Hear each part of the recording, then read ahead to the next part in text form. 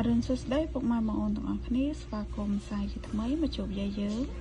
នៅព្រឹកនេះដែរយាយយើងមានតម្រុយថ្មីសម្រាប់ពុកម៉ែបងប្អូនទស្សនានៅមួយកំសាន្តលេងសម្រាប់ថ្ងៃទី19 ខែ 10 2025តម្រុយរបស់យាយគឺមានប៉ុណ្ណឹងហើយយាយក៏មានសុបិននិយាយជូនពុកម៉ែបងប្អូនស្ដាប់កំសាន្តដូចគ្នាតាមមុននឹងនិយាយសុបិនយាយក៏សូមពឹងពុកម៉ែបងប្អូនដែលចូលរួមទស្សនាទាំងអស់គ្នានេះកុំភ្លេចជួយចុចពាក្យ like share subscribe ឬកណ្ដឹងឲ្យ channel យាយម្នាក់មួយផងបងណា channel ថ្មីរបស់យាយបើពុកម៉ែបងប្អូនអត់ចុចទេគឺអត់ឃើញវីដេអូយាយនៅម៉ោងក្រោយទេហ្នឹងហើយតែចឹងពុកម៉ែបងប្អូនចូលមកស្ដាប់សុបិនយាយយប់មិញនេះយាយសុបិនឃើញស្តៀងម្សៅមាញ់បងប្អូនណាស្តៀងម្សៅមាញ់កាត់ទៅស្តៀងម្សៅមាញ់ហ្នឹងហើយយាយសុបិនឃើញមនុស្សស្រីមកគូចាមនុស្សស្រីមកគូ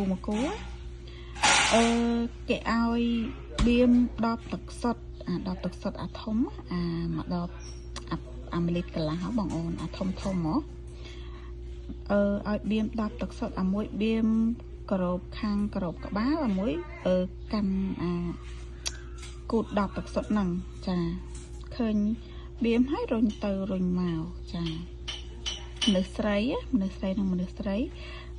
បៀមក្រប10ទឹកសុទ្ធតែនៅក្នុង10ទឹកសុទ្ធហ្នឹងគឺមានទឹកចាមានទឹកអត់ពេញទេហើយគេឲ្យ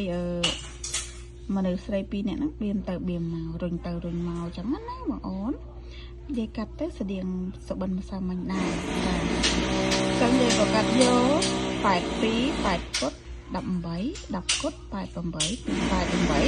10គុត218អស់8និងអស់10ចឹងពុកម៉ែមកអត់ចេះកាត់លេខអីក៏យកតាមនោះតាមហើយជូនផងហេងស្នាងល្អទាំងអស់គ្នា